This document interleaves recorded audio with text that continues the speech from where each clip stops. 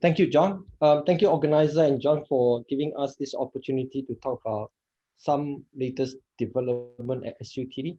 My name is Kin Yong Pei. I'm the Associate Provost taking care of undergraduate studies as well as SUTD Academy. So I think we all know that we are living in a very complex world right now. Sometimes we call it vocal world. We are facing a lot of challenges, as you can see here, and a lot of unknown challenges are coming along the way. COVID-19 is one of them. Who knows that virus X may come very soon. And these are very complex, I would say, unstructured, interconnected problems that we need to solve. So as a result, I think we need new skill, new capability.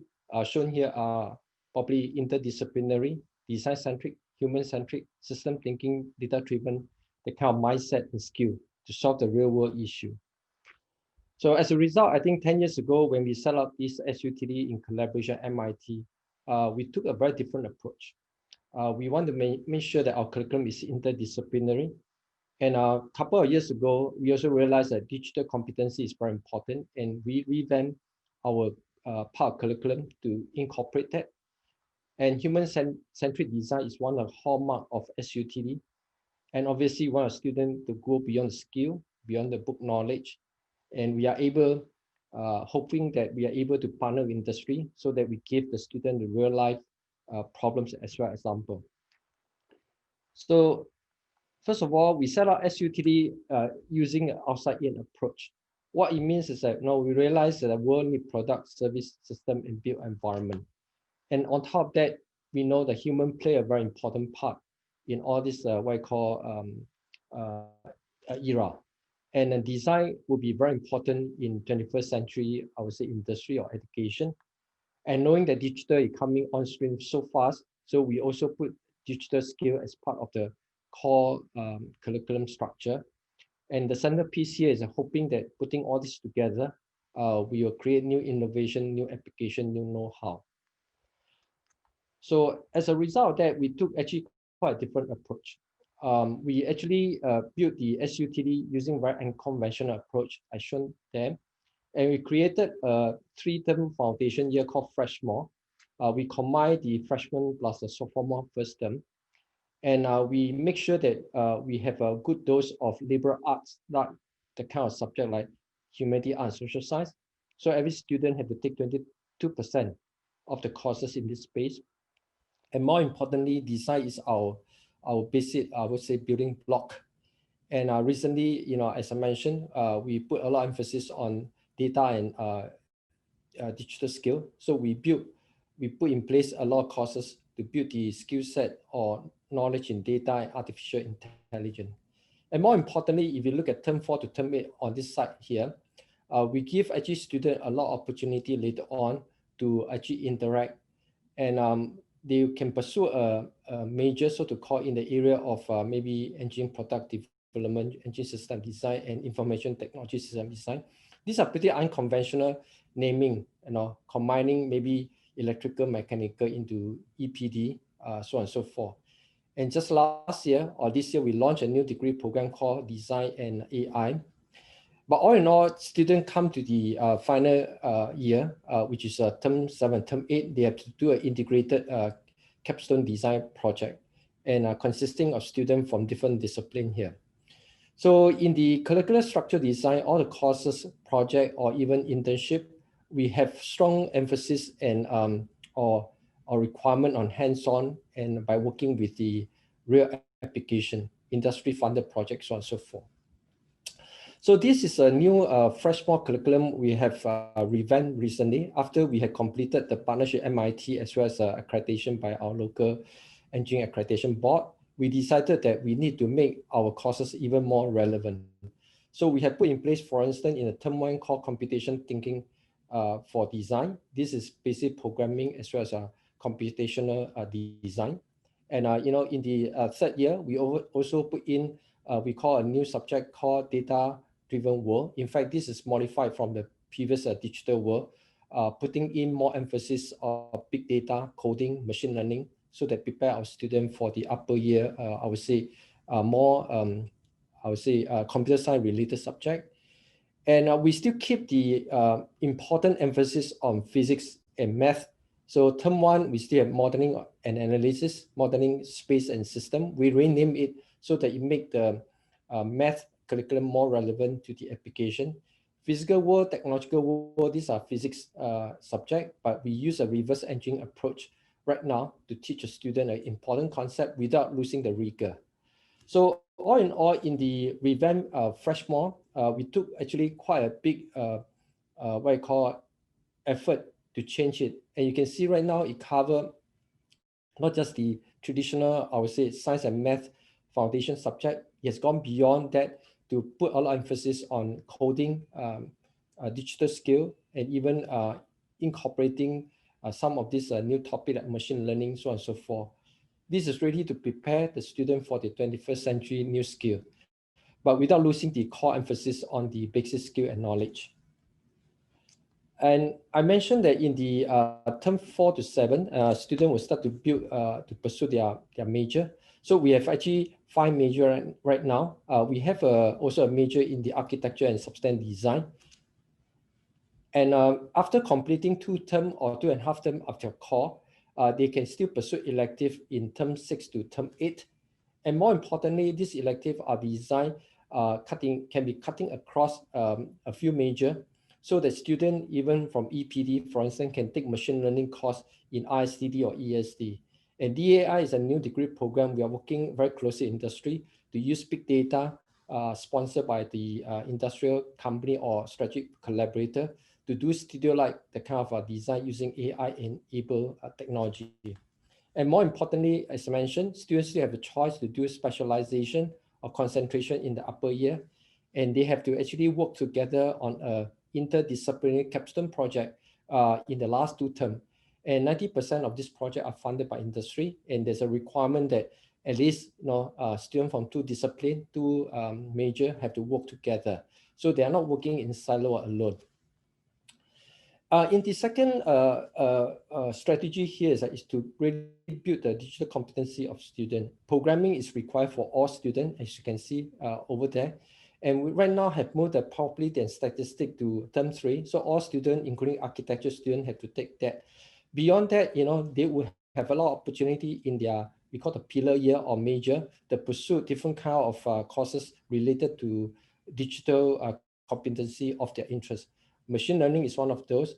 If you are interested, they can even pursue something related to more AR, VR, computer vision, for instance, or even more deep dive or core subject in architecture or artificial intelligence. And shown here are a series of courses that we have put in place over the last 2 to 3 years within different major and pillar. Even, you look at the ASD, they even have this what I call digital design fabrication, augmented design, integrated building system. All these are related to digital, I would say, competency. And interestingly, our HAS faculty also very forward-looking. They have incorporated many subjects related to, I would say, digital space, like digital sociology, ethics, and AI, so on and so forth. So it's really all these nuggets of subject put together, give the student a skill set in digital, I would say, competency, so that they are really ready for the 21st century when they step up from SUTD. And the third part here is that we focus a lot on human-centric design here. And my president, who is also in this conversation here, has recently actually revamped the philosophy here of SUTD design. We want the design to be purposeful. We want the student to realize that design can improve the life of human being. It can be help to grow the economy and society. You also sustain the world, meaning that they have to do design with a green factor keeping in mind. And we also have to keep in mind that design right now should go beyond form and function to the system, as well as to make sure that it can be interact and be integrated nicely into society as well as environment and culture.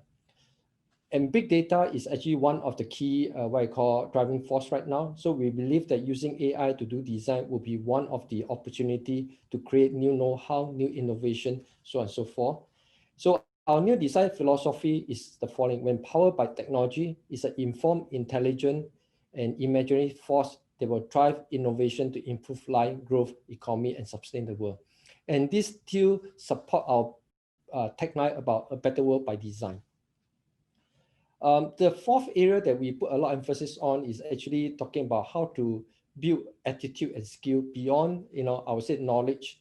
So we try to actually move the center of gravity of this triangle, or the undergraduate study SUTD towards the center. So at the end of the day, when students graduate, they will have a good attitude, good skill built within them. And we do it through a lot of global exposure, sending students to overseas to see the world, and also do a lot of experiential, the kind of, I would say, design project, could be team-based, also activities, so on and so forth. So we believe that at the end of the day, is the attitude determine how well they will do, not really, how capable they should be. It's attitude determine how well they will do.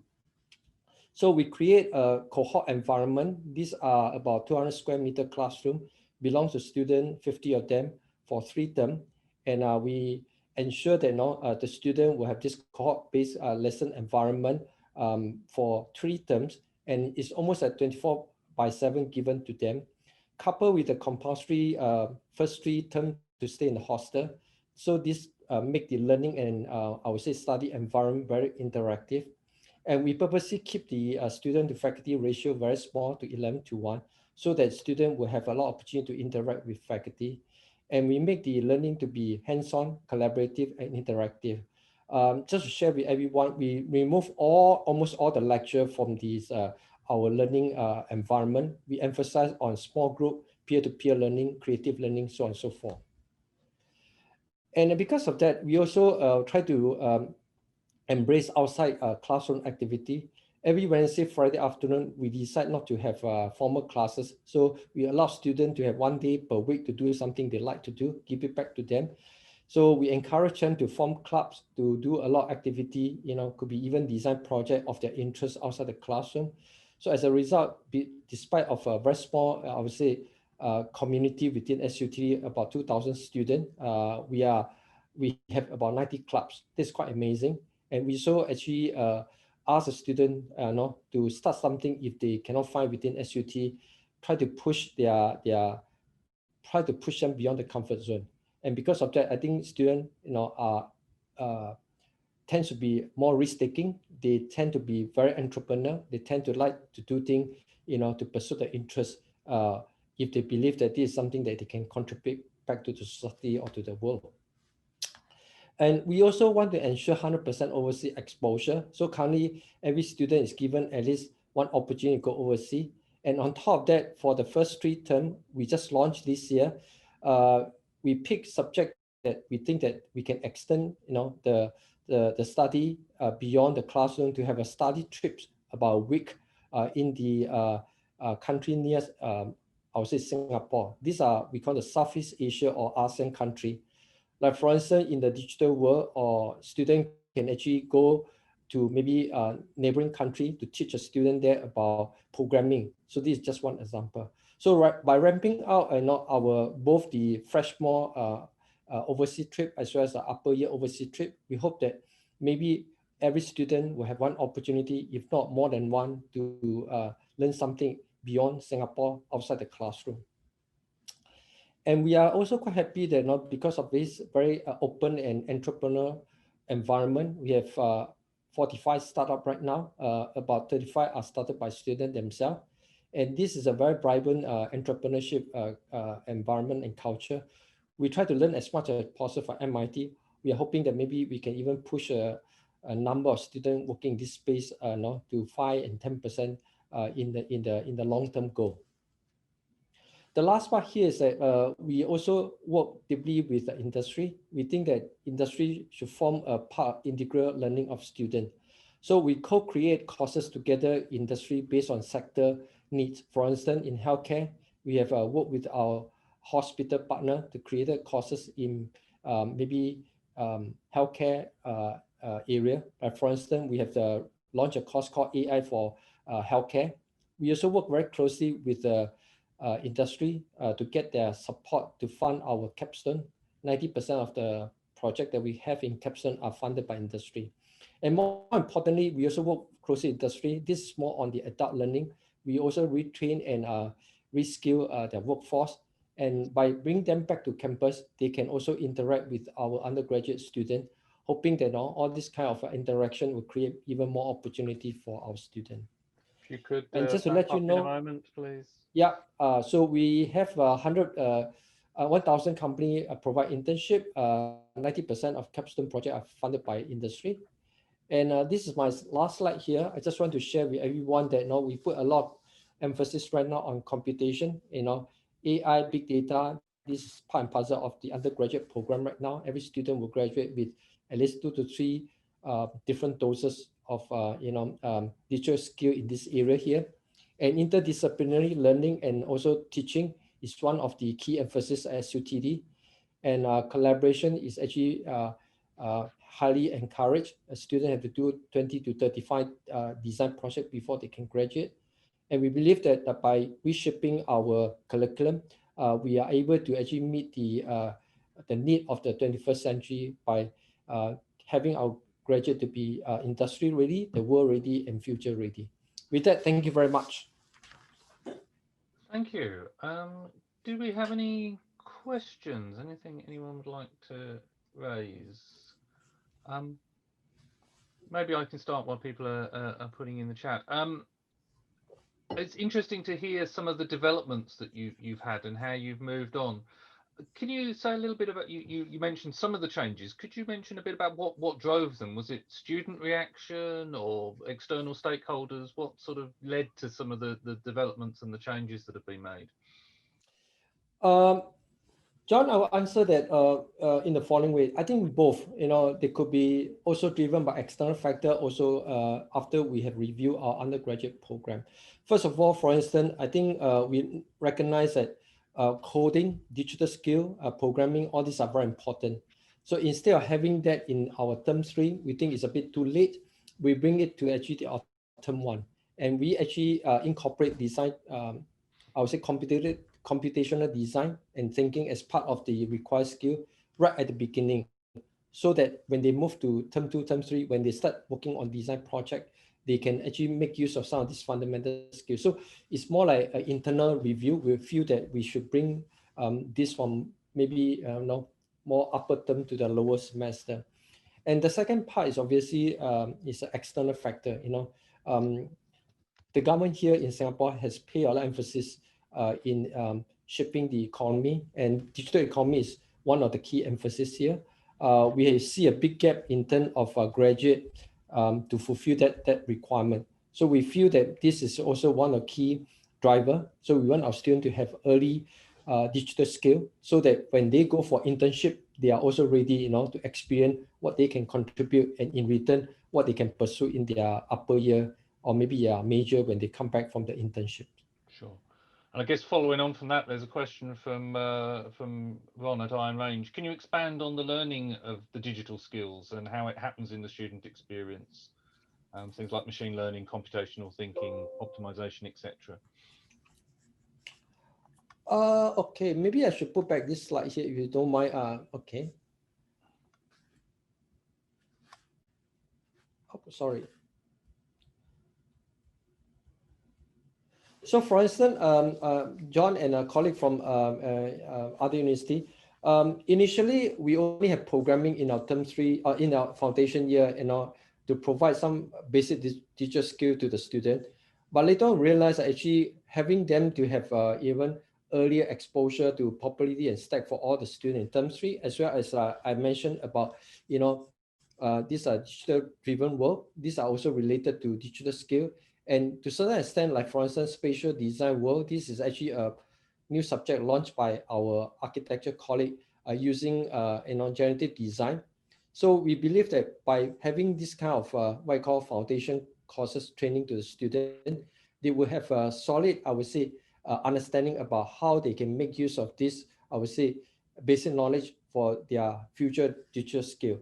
And coming to the upper year, I would say that we put in place a lot of different kind of what I call elective, and most of them here may not require a deep dive into I would say machine learning knowledge. Some of them could be just using some basic machine learning knowledge for them to apply to this, how to actually pursue study in intelligent robots, so on and so forth. So if they want to pursue a deep core in digital skill, they can go to courses related to STD, for instance, programming, artificial intelligence. But if they want to just make use of digital skill for application, they can actually choose some other elective or pursue maybe major in different area.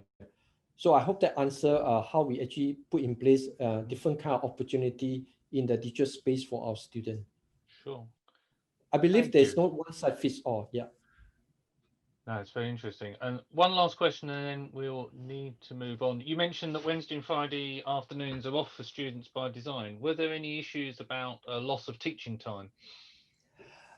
Uh, to answer you, I've been asked by a registrar, or maybe some of the faculty to use Wednesday and Friday for teaching, but somehow we can manage it at this point in time. Why? Is because every term or semester we only allow students to take 4 courses. So by having some of this restriction, because every course transfer for MIT is very heavy duty, we expect them to spend about 48 hours within and outside classroom. So we feel that actually having Wednesday, Friday afternoon still can justify for them to do something outside the classroom. So in terms of loss of teaching time, in reality, it's not we don't lose anything. But in terms of timetable planning, yeah, that is a challenge. So we have to have maybe some creative planning right now to have some classes maybe in the evening of 4 to 6, or sometime with the agreement for student, we could have classes from 5 to 7 or 5 to 8. But we really want to protect Wednesday and Friday afternoon, so that every student know that they are free on Wednesday and Friday afternoon. They can do something together with a peer of a different year, from different pillar together. So this has been called the fifth row time is well protected by the SUTD community. That's very good. Thank you very much. Thank you.